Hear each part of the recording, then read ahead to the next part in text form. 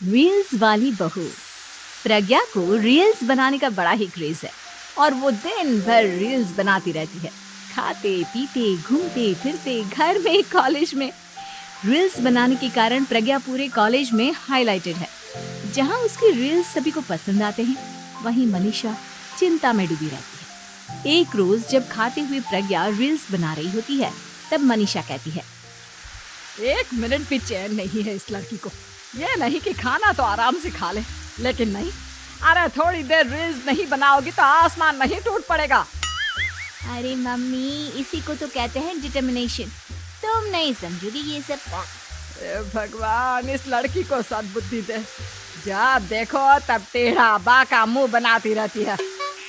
मनीषा की बात का प्रज्ञा पर जरा भी असर नहीं होता और वो खाते खाते रील्स बनाती रहती है। दिन बीतने लगते हैं और देखते देखते प्रज्ञा का कॉलेज भी खत्म हो जाता है।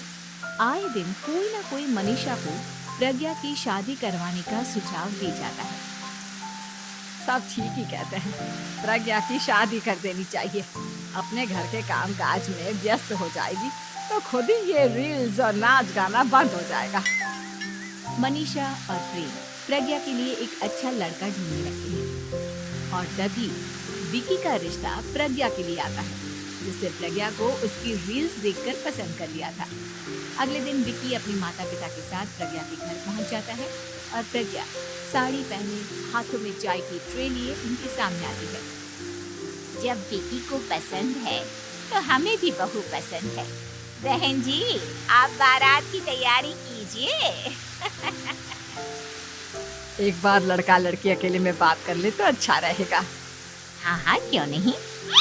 मनीषा विकी को प्रज्ञा के कमरे में भेजती है, जहां प्रज्ञा पहले से ही रील्स बना रही होती है। तभी विकी कहता है, आ गए आपके साजन जी। हमारे साथ ये रील्स कंप्लीट करती तो और भी अच्छा रहता। अच्छा जी, अब आ ही गए हैं तो बना ही लेती हूँ आपके साथ। दोनों मिलकर रील्स बनाते हैं। जब वी मीट और तुरंत पोस्ट भी कर देते हैं।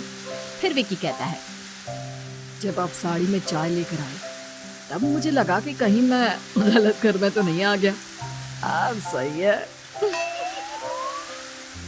दोनों की शादी पक्की हो जाती है और शादी के दिन भी प्रज्ञा रील्स बनाने से चूकती नहीं। यहाँ तक कि बारात के समय भी नाचते हुए रील्स बनाती है। सभी लोग प्रज्ञा की तारीफ के फूल बांध देते हैं और प्रज्ञा नाचती गाती अपने ससुराल चली जाती है। सब कुछ अच्छा चल रहा होता है। प्रज्ञा यहाँ भी दिन भर हर चीज की रील्स बनाती रहती है। लेकिन कुछ दिनों के बाद जब सुनीता कहती है, बहू, ये रील्स के साथ साथ कुछ काम भी कर लिया करो। वैसे तुझे और क्या क्या बनाना आता है? मम्मी जी, वैसे तो सब कहते हैं कि मैं सब कुछ अच्छा बनाती हूँ, लेकिन मुझे लगता है कि मैं मैगी अच्छा बना लेती हूँ। हाँ, कॉफी भी अच्छा बना लेती हूँ और मुंह तो सबसे अच्छा बना लेती हूँ। हैं? अच्छा अच्छा। सुनीता अपना माथा पकड़ लेती है और कहती है, बहू, कुछ खाना बनाना भी सीख लेती। मम्मी जी, मैं लंबी प्लानिंग कर रही हूँ। जल्दी ही मैं इतनी फेमस हो जाऊंगी कि मुझे पैसे मिलने लगेंगे। हम दोनों सास बहू राज करेंगे, राज। नौकर काम करेंगी और लोगों की तो लाइन लगेगी हमसे मिलने के लिए। तेरा दिमाग खराब हो गया है क्या बहू? हंसी मजाक तक ठीक है, लेकिन इस तरह घर नहीं चलते। जितना जल्दी हो इस घर के तौर तरीकों को सीख लो। प्रज्ञा मुंह घुमाकर चली जाती है और तुरंत उसी वक्त एक रील बनाती है। ये देख सुनीता का गुस्सा 7वें आसमान पर चला जाता है और विकी के घर आते ही सुनीता उसे सब कुछ बताती है। विकी भी अब प्रज्ञा की इन हरकतों से परेशान हो जाता है। तुम टेंशन मत लो मम्मा, मैं देख लूंगा। विकी कमरे में जाता है तो देखता है कि प्रज्ञा रील्स बना रही है। विकी बड़े ही प्यार से प्रज्ञा से कहता है, प्रज्ञा, इन सब के लिए मैं तुम्हें मना नहीं कर रहा हूँ, लेकिन फिर भी हर वक्त तो ये अच्छा नहीं लगता ना। समझने की कोशिश करो, मुझे भी तुम्हारा थोड़ा वक्त चाहिए। मैं जब ऑफिस से आता हूँ तो मुझे समय देने की जगह इसी में लगे रहते हो। तुम ज्यादा ही सोच रहे हो। तुम भी मेरे साथ रील्स बनाओ ना, तुम्हें भी बहुत अच्छा लगेगा। तुम्हें इज्जत से कोई बात समझ में नहीं आती क्या? दिमाग खराब हो गया है तुम्हारा इस चकाचौंध से। अगर तुमने अपना रवैया नहीं बदला तो मैं तुमसे दूर चला जाऊंगा। तुम ही रिश्ता लेकर आए थे, मुझे लड़कों की कमी नहीं थी और ना आज है। विकी दरवाजा पटककर चला जाता है। धीरे धीरे विकी प्रज्ञा से दूर होता जाता है।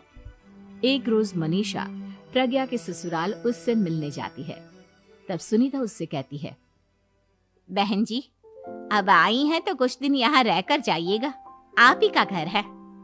हाँ मम्मी, बहुत दिन हो गए तुम्हारे साथ एक भी रील नहीं बनाई मैंने।